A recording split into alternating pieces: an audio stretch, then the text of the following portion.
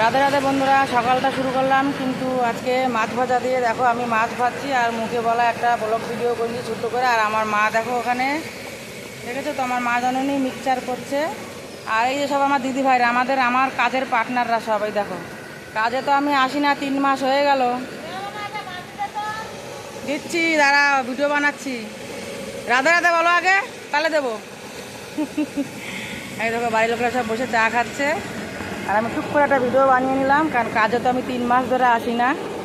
কালকে রাত্রে মা ফোন করে বললো তুই কাজে না আসলে তোকে আর কাজে নেবো না। ভয়তে চলে আসলাম কাজে। আর আমার পার্টনাররা দেখো সব চুপচাপ। পার্টনারের কি হয়েছে?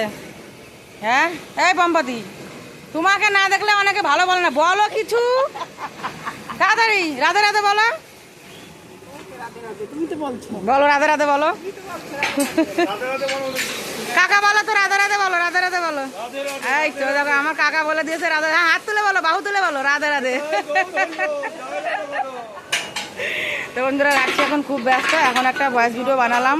আর দেখো পিছনের ভিউটা এত সুন্দর, বাঁশবাগান। এই দেখো আমার কাকা।